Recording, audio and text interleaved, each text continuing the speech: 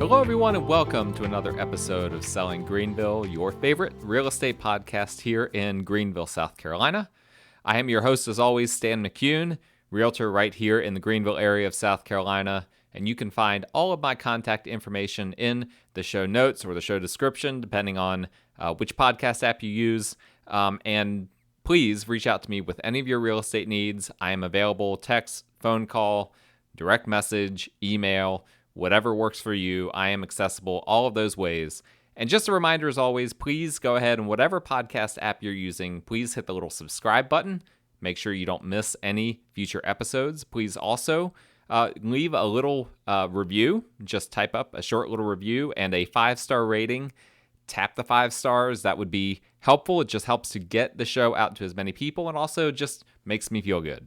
All right, I appreciate you guys having listened for all of these years. I have some listeners who have been with me from day one. It's been now almost I don't even know, 2.5 years that I've been doing this podcast. It's been quite the ride. And right now I want to kind of revisit a topic that I addressed a year and a half ago, and that was the topic of underpricing a listing. Now, when I say underpricing, I mean you price a listing below what it's worth, potentially to drive up the price in a bidding war type of situation. Now, I heard someone say recently, you cannot underprice in this market. It was another real estate professional. He said, you cannot underprice a house in this market. And I thought that was a very interesting thing to say. His point was that as the market shifts, and as I've been saying on this podcast for now several months, the market is shifting. So as the market shifts, you need to be extremely careful not to overprice a home that you're selling. And if you've been listening to this podcast now for a while, you know that before I did a year and a half ago that podcast on underpricing a listing, I did one on overpricing it. What happens when you overprice a house, when you end up listing it for more than it's worth and then end up selling it for less? And I came to the conclusion, based on the data that I looked at, that homes that start out overpriced end up selling on average $12 per square foot less than homes that were priced correctly or underpriced. And so that was a huge, that was something that kind of verified what I already had in my mind. I already knew, everyone always says, overpricing a home, overpricing a listing is the worst possible thing you as a realtor can do. It just causes more time. It ends up not working out for the seller in the end. But I never actually knew until I did that analysis just how destructive it is. $12 a square foot is a big deal. You don't want to lose out on $12 a square foot on a 2,000 square foot house. That's $24,000. That's a very, very big deal. So that was verifying, of course, that you don't want to overprice a listing. And then I followed that up with analysis on underpriced listings. And at the time, now again, this is in March 2021, I concluded that underpriced listings sold for basically the same price as properly priced listings. Technically, they were slightly more. They sold for slightly more on average, but it was so close. It was like $1 or $1.50, something like that more. It was just so close. It felt like it should be within the margin of error. And I'm not a statistician, so I don't even really know how to calculate a margin of error. But just generally speaking, $1.50 a square foot, that's to me not statistically relevant. And so I thought in general, and I said this on the podcast, that it was better to price a property for roughly what it's worth rather than taking the risk of trying to drive up the price by underlisting and then creating a bidding war. Well, I re-listened to this podcast recently because I was curious how it aged. And I wasn't necessarily way off the mark, but I have to say, out of all of my podcasts, this one is probably one that aged the worst. If you want to go back and listen and compare it to this one, feel free to. It was back in March of 2021, if I remember correctly. In that podcast, this is the part that aged the worst. I said that I anticipated the market slowing down in the near future and that underpricing wouldn't be the best practice. Now, in fairness, nobody had any idea that this was going to happen, but it did. The market went bananas after that. Like we thought in the first quarter and early second quarter of 2021 that the market had already peaked. No. That was the time that it started going absolutely crazy. We had no idea. I remember talking to someone later that said that exact thing. He was like, we thought 6 months ago that we were at the peak. We had no idea what was happening. I had no idea in March of 2021 that the market was going to absolutely just blow up in insanity. Tons of more supply, but being outpaced dramatically by the demand, and that inventory levels would go down into the ones. I mean, there was just no way to predict that would happen. The inventory would start to go into the ones, that year-on-year price increases would start to get into the 20% range. All of these things that have been causing the market, or that have been the result of the market being insane, that all happened after I recorded that podcast.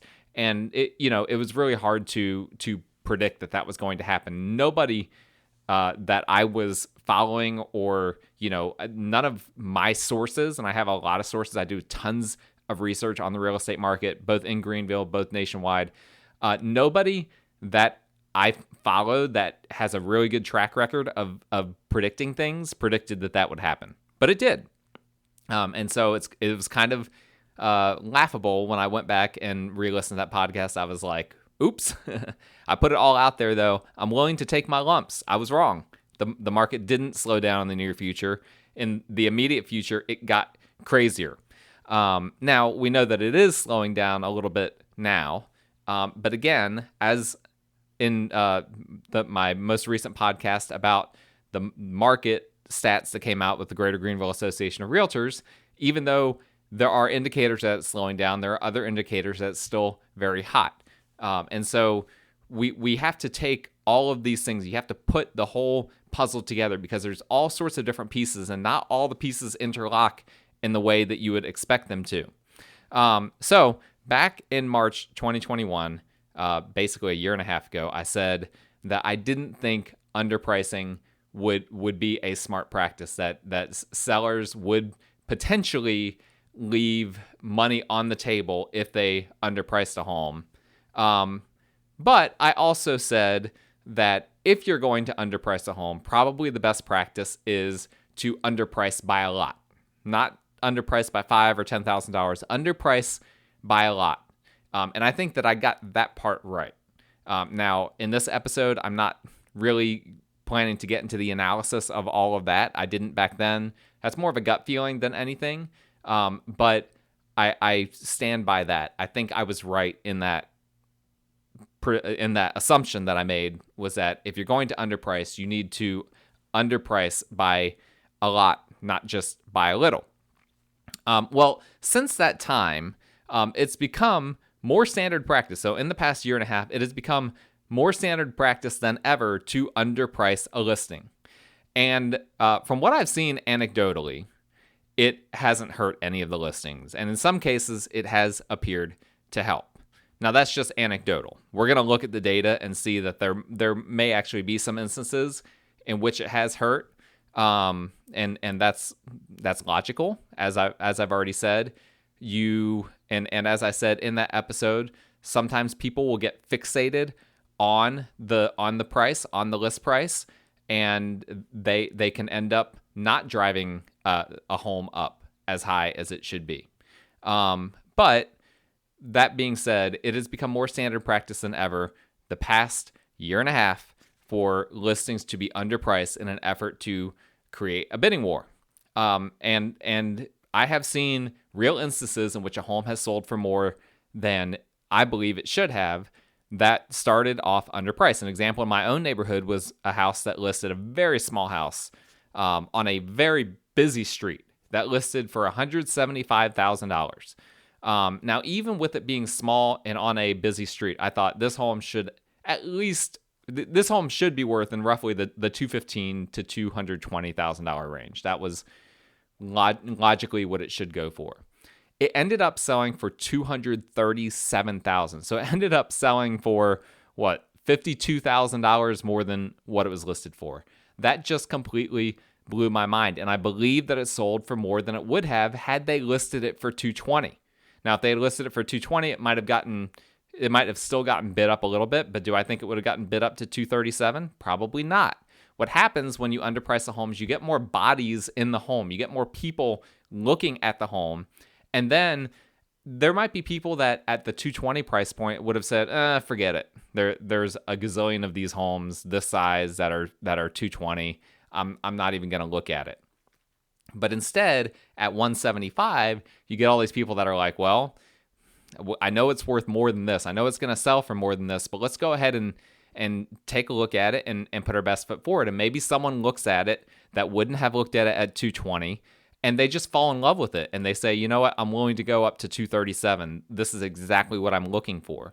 And so you do have that dynamic that happens. And again, this is kind of why I think that it's better to, if you're going to underprice a home, underprice it by a lot, 25, 30,000, something like that. Don't underprice by $5,000 or $10,000. That's not, you're going to have, if you underprice by $5,000 or $10,000, generally speaking, the market's going to look at it and say, okay, it's pretty close to what it's worth.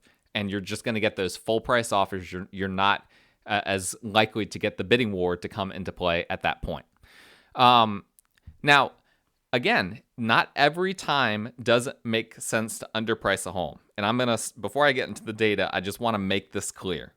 This is not a one-size-fits-all formula. I know some listing agents and some listing teams and companies that it seems like they make this just a general strategy that they always want to underprice and try to create a bidding war.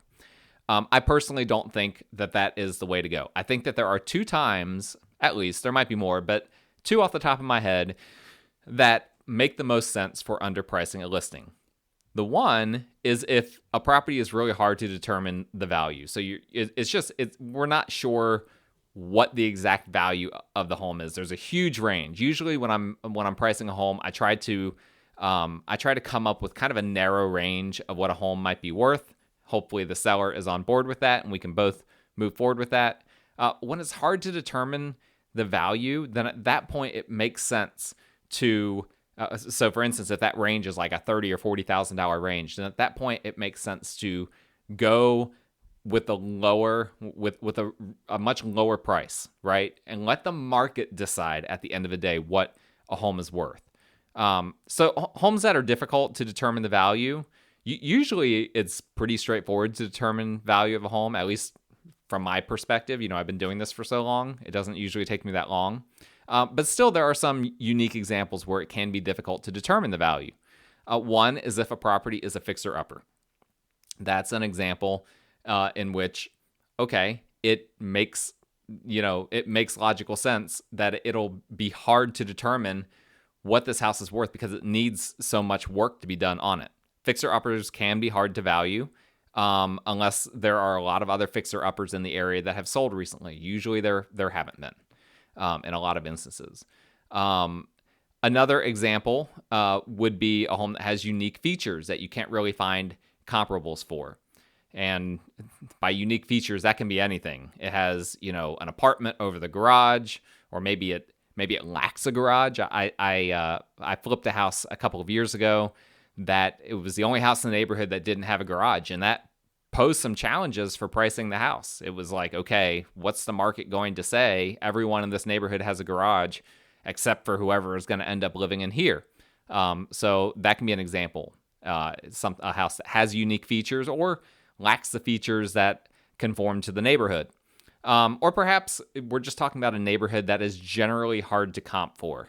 An example might be, let's say that you have a home that's near downtown Greenville or is in, like Overbrook or Gower Estates or Parkins Mills, some of these areas that can have some very expensive homes, but maybe this home doesn't conform to the other homes in that neighborhood. It's just smaller or perhaps a lot bigger, or, is one that doesn't have a garage when all the others do, as I kind of already gave an example of, just in a neighborhood that doesn't have the standard cookie cutter types of homes. And this one that we're trying to comp is dramatically different than the other ones.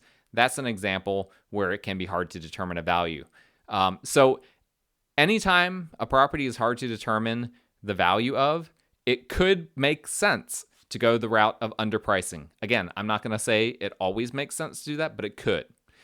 The second example of when it could make sense to underprice a house is if you're trying to bring investor buyers into the equation. If you want to see investor buyers, if you want to get investor buyers into the house, you need to price a home at a price point that will actually attract investor buyers. That's logical, but you'd be surprised how many people do not comprehend that. They just think investor buyers are out there slinging money around buying everything. No, investor buyers want to get something that is a good deal in one way or another. The only way to get them into a property is to lure them in with a lower price. And then once you do that, you might get some investor buyers that originally they wouldn't give market value, but perhaps, like I said, they fall in love with the house. They see potential. They have this idea or that idea, and they might be willing to actually go above what the rest of the market is willing to do. Investor buyers, particularly the ones that are just sitting on a lot of cash, they can be very aggressive. They don't want their cash to be sitting in a bank just losing value. And I have seen multiple examples over the years, but specifically the past 2 years, of investor buyers being willing to go above everyone else because they are just desperate. They want to make sure that they park their cash in a real estate asset. Recently, investor buyers, wanting to make sure that they get in before mortgage rates keep going up. And so that can be a very crucial strategy to make sure that you get those investor buyers into a house. And so those are the two instances in which I think it can make the most sense to underprice, just from my personal experience. There's no data behind any of that. That's just from my personal experience and just what I have seen over the 6.5 years I've been in real estate. But all of this is hearsay. You guys know, if you listen to this podcast often, I like to look at data. I don't just like to give my opinion. I like to look at the data first and then give my opinion. I want my opinion to be based on something concrete. And so I did a very similar analysis that I did 1.5 years ago when I looked at underpriced homes. I basically redid that entire study again, except looking at home sales the past 6 months. So I pulled all sales in Greenville MLS for homes or townhomes from the past 6 months. And then, like last time, I only kept homes if they were in a subdivision that had at least 4 sales. Why a subdivision? Well, those are going to be homes that are the most comparable. If you just get, a random home out in Pickens County that doesn't have any, homes very close to it, all the homes around it are custom. You have a mobile home next door, then you have a $1 million home across from that, and then a $300,000 home next to that. Those are not comparable homes. We don't want those to skew our data set. And then making sure that each subdivision had at least 4 sales. That's just because if you don't have a decent, at least somewhat decent sample size, that can skew your data as well. If you've got, again, just 2 homes that have sold, one of them appeared to be underpriced and the other one wasn't, that's not much of a sample size. 4 homes, I know from my experience, when I'm trying to determine the value of a home, I like to see at least 4 comps. That is real. 3, I can work with 3. 3 to 4 comps really gives me the data sample that I need to determine the value of a home. If I only have 1 or 2, that doesn't help me at all. I shouldn't say it doesn't help me at all, but it's a lot more guesswork at that point. So I like the number 4. And that's what we worked with last time, and that's what we worked with again this time when I was looking at this data. As far as how I defined an underpriced home, this is a bit arbitrary, a bit subjective, but I like to define, for the purposes of this study, both before and now, a home that has sold for $15,000 or more above what it was listed for. In my experience, that's typically a bit of a dividing line between homes that were priced relatively close to what they were worth versus homes that were truly underpriced. Once we start to see people offering greater than $15,000 above what a home is listed for, then that's a home that was underpriced.